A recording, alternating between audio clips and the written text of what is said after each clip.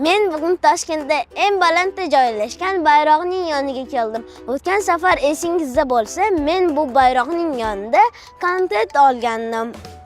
Bu bayroq 60 metr balandlikda joylashgan. Sirojiddin, Toshkentda bundan ham balandda joylashgan bayroq bor. Ishonmayman. Ishonmasang, o'zim senga ko'rsataman. Ketdik. Kel Sirojiddin. Sirojiddin.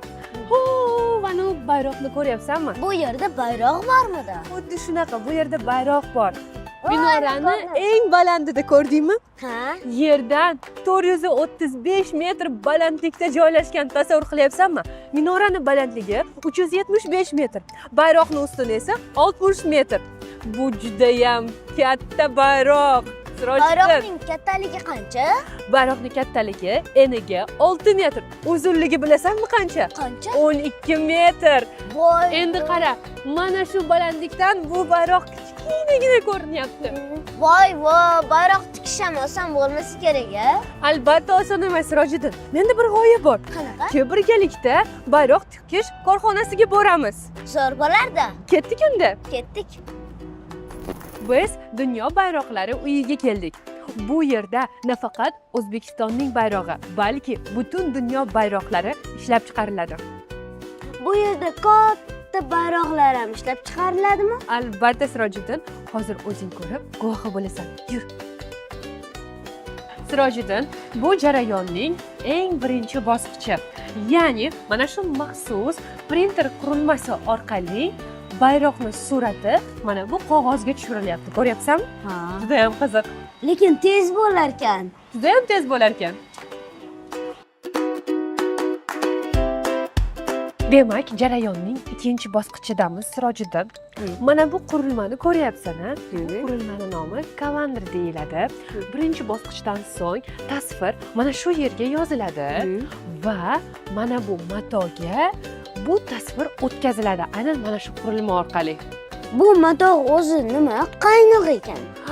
Qara, bu mato mana shu matoga bayroqning surati tushiriladi. Bu matoning issiqligining sababi mana shu issiqlik bosimi bilan surat matoga tushiriladi. Qizig'i juda-ham. Ha. Qaraga. Endi nima qilamiz? Endi senga 3-bosqichni ko'rsataman. Ketdik. Chiroyligini qaragan Sirojiddin. Sirojiddin, bu jarayonning 3-bosqichi. Bu yerda tikish, bichish, tekislash ishlari amalga oshiriladi. Ko'rdingmi? Ha. Bu nimaga kerak, Kenaya? Bayroqni qilib, keyin yopishtirib qo'ygandik. Bu haligi bir-biriga yopishtiriladigan bayroq ekan.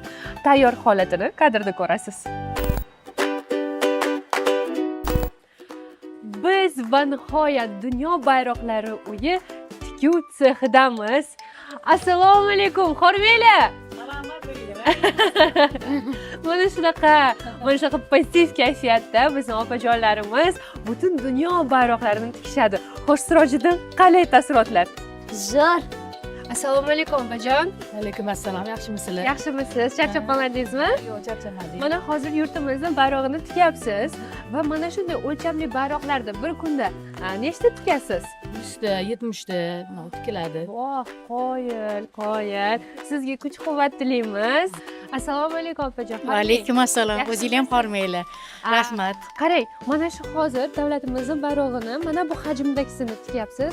Lekin aslida qanaqa hajmlarda, necha xil turi bor bularni, bayroqlarimizni? 15 dan ortiq turlari bor. Aha. Ya'ni undan ham ko'p anaqalar tikishimiz mumkin. Eng qiyini qaysi biri? Eng qiyini. Qiyin yo'q, bizga hammasi bir xil. Osongina. Sog' bo'ling. Rahmat, sizlar ham sog' bo'linglar. Rahmat.